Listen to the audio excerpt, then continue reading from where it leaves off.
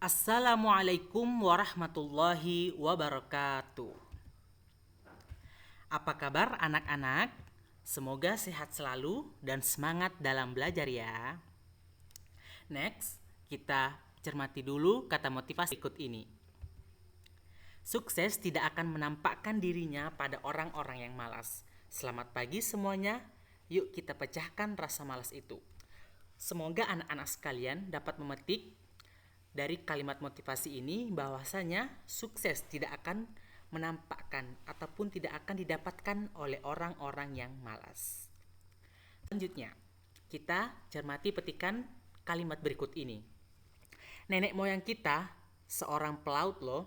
Kalau nggak bisa berenang, gimana kamu mau menerusin warisan nenek moyang?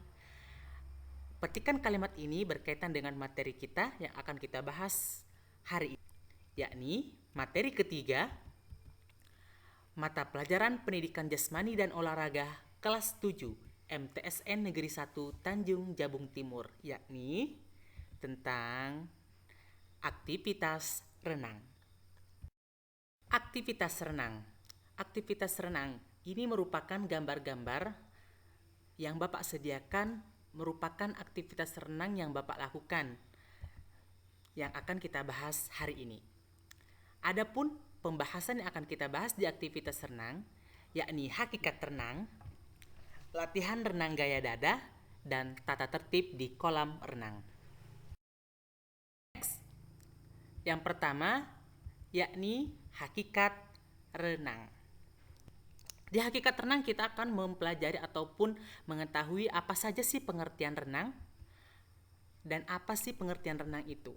Pengertian renang itu sendiri adalah renang adalah olahraga yang dilakukan dan bergerak ataupun beraktivitas di dalam air. Selanjutnya, asal-usul renang.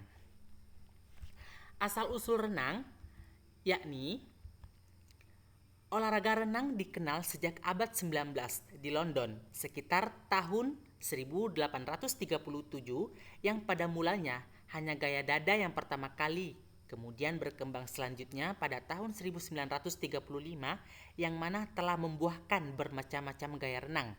Di antaranya gaya dada, backstroke, gaya punggung, backstroke, gaya kupu-kupu, butterfly stroke.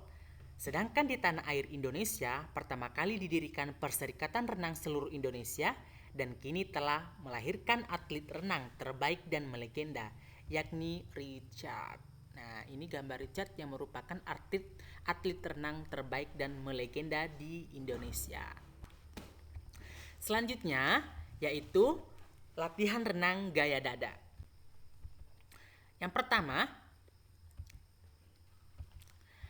ini Bapak sediakan gambar-gambar ataupun praktik Bapak yang lakukan secara langsung, yaitu latihan posisi tubuh, body position, renang gaya dada. Yang mana gambar-gambar ini merupakan posisi tubuh ketika kita melakukan renang gaya dada. Renang gaya dada yang mana dari mana tangan pertama kali diletakkan ke depan, kemudian berangsur sampai ke belakang. Selanjutnya yang kedua, yaitu latihan gerakan kaki, kicking ataupun renang pada renang gaya dada.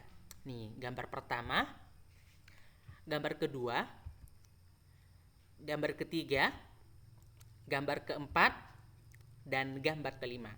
Yang merupakan yang mana ini merupakan praktik secara langsung renang gaya dada yang menggunakan gerakan kaki. Nah, itu bisa dilihat dari gambar bahwasanya Bapak melakukan gerakan kaki pada renang gaya dada. Next, yang ketiga, yakni latihan gerakan rotasi, hand rotation, renang gaya dada, yang mana tangan melakukan rotasi ketika melakukan renang gaya dada, yang mana dari depan, kemudian yang kedua ke samping sampai yang mana yang lebih bekerja yaitu gerakan rotasi pada anggota tubuh saat melakukan renang. Next, selanjutnya yaitu tata tertib di kolam renang. Tata tertib di kolam renang. Yang pertama, area kolam renang hanya dapat digunakan oleh ataupun yang memiliki dan dapat menunjukkan kartu fasilitas kepada petugas kolam renang dan mengisi buku pengunjung yang telah disediakan. Yang kedua, selama renang diwajibkan menggunakan pakaian renang dan membilas tubuh terlebih dahulu. Pergantian pakaian wajib dilakukan di kamar ganti yang telah disediakan. Kemudian, selama menggunakan fasilitas kolam renang, dilarang melakukan permainan dan kegiatan yang dapat membahayakan dirinya dan orang lain. Kemudian, selama menggunakan fasilitas kolam renang, dilarang melakukan permainan dan kegiatan yang dapat membahayakan dirinya dan orang lain. Nah, ini merupakan peraturan-peraturan ataupun tata tertib ketika anak-anak berkunjung ke kolam renang yang mana harus ditaati peraturan-peraturan ini. Nah, kita simak percakapan dari Asrul dan Azam. Azam bertanya, Asrul, apa nih tugas kita materi kali ini? Asrul menjawab, tugas kita adalah melakukan dan mengajak kawan untuk membersihkan lingkungan sekitar dengan cara memungut sampah dan membuang sampah pada tempatnya. Jangan lupa didokumentasikan ya sebagai bukti ya Azam.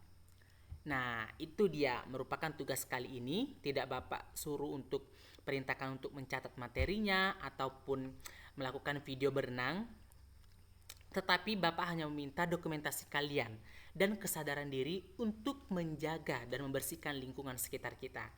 Oke? Karena sungai ataupun lingkungan itu bukan tempat sampah.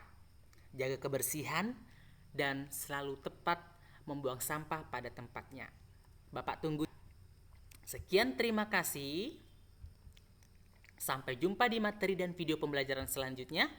Bapak akhiri. Assalamualaikum warahmatullahi wabarakatuh.